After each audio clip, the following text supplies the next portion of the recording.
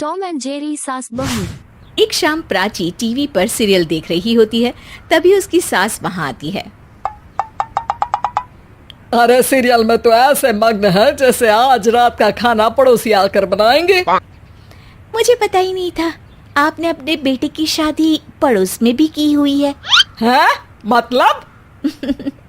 मतलब इस घर में सारा काम बहू ही करती है, आप तो सिर्फ खर्राटे मारती हैं। अच्छा जी, फिलहाल तो तुम आराम फरमा रही हो, चलो जाओ, ये मेरे टीवी देखने का समय है। आहा, इसीलिए मुझे भगाया जा रहा है। सॉरी, अब तो बिल्कुल नहीं जाऊंगी। प्राची की इस बात पर दोनों सास बहू के बीच टीवी रिमोट के पीछे बच्चों जैसे छीना झपटी शुरू हो जाती है, जिसके बीच श्लोक भी काम से घर वापस आ जाता है। हाँ, आज मेरी चूहे बिल्ली की जोड़ी किस बात पर झगड़ रही है? अरे तेरे बीवी मुझे टीवी ही नहीं देखने दे रही। अरे तुम्हारी मम्मी मुझे खाना बनाने के लिए फोर्स कर रही है। अरे वाह, ऐसे बेतुके रीजन पर तो बच्चे भी झगड़ा नहीं करते। अरे मुझे कुछ मत बोल, सब इसने ही शुरू किया है। हाँ हाँ, जैसे आप तो बहुत दूध की धूली है ना। अरे बस, दोनों चुप।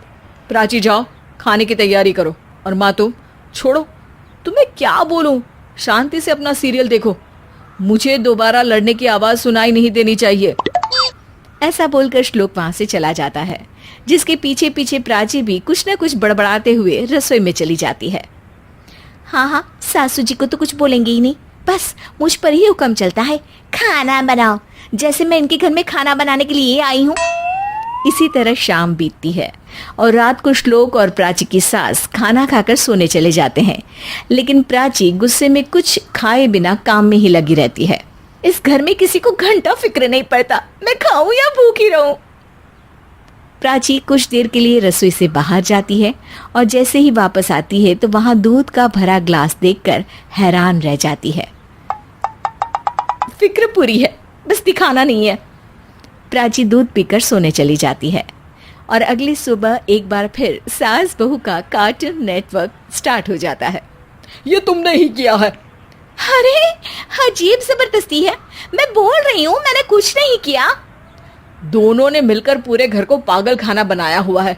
यहाँ कोई नॉर्मल इंसान तो रह ही नहीं सकता, इसीलिए अब पड़ोसी क्या रिश्तेदार भी घर आने से कतराते हैं। और सुन बेटे, तू भी चंगा, तेरी माँ भी चंगी, तेरी बीवी भी चंगी, रिश्तेदार। हाँ जी, आपको नहीं पता क्या, गंगाधर ही शक्तिमान है, रिश्तेदार ही। हाँ हाँ, बस समझ गया। कभी जानवरों जैसे लड़ेंगी तो कभी जुगलबंदी करेंगी। भाई मैं आप दोनों के बीच में नहीं फंसना चाहता।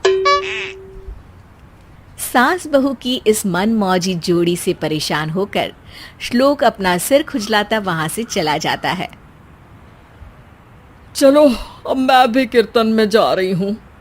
इस पर जैसे ही सास कमरे में अपना पर्स लेने जाती है तो वहां नाश्ते की प्लेट रखी देख मुस्कुराने लगती है और नाश्ता करके घर से बाहर निकलते हुए कुछ पैसे टेबल पर रख जाती है, जिसकी कुछ देर बाद सिलेंडर वाला घर आता है। ओ मोरी मैया, मैं सिलेंडर के बारे में तो बिल्कुल भूल ही गई थी। घर खर्च के सारे पैसे भी मम्मी के पास है और श्लोक से बोला तो उल्टा 4 बात सुनाएंगे। प्राची ये सोच ही रही होती है कि अचानक उसका चेहरा चमक उठता है और वो घर में आकर इधर उधर देखने लगती है। तभी उसकी नज़र टेबल पर रखे पैसों पर पड़ती है, जिन्हें वो सिलेंडर वाले को दे देती है। ये सब श्लोक देख लेता है। अच्छा बेटे, इतना बड़ा घोटाला, सबके सामने मैं तेरी दुश्मन और पीठ पीछे तेरी मेरी यारी।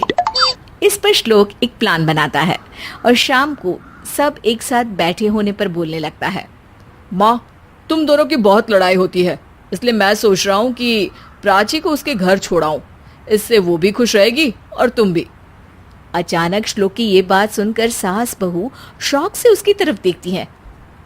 अरे ऐसे कैसे घर छोड़ाओगे, मुझे कहीं नहीं जाना।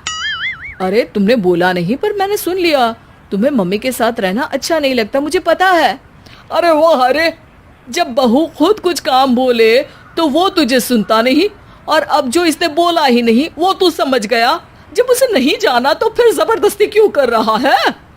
अच्छा, फिर आपको मौसी के घर छोड़ाता हूँ, बस अब आप दोनों एक घर में एक छत के नीचे नहीं रह सकती। मैं इस टॉम एंड जेरी की जोड़ी को और नहीं झेल सकता। है? ऐसे कैसे नहीं रह सकते? तुम्हें इतनी दिक्कत है तो तुम्हारा बोरिया बिस्तर पैक कर देती हूँ, लेकिन मम्मी जी कहीं नहीं जाएंगी। बिल्कुल यही सुनना था मुझे।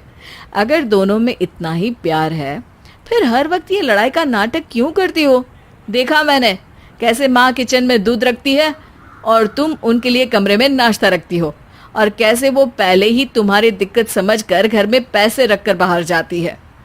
अरे भाई, इतना ड्रामा तो डेली सोप में भी नहीं होता जितना तुम दोनों ने इस घर में फैलाया हुआ है।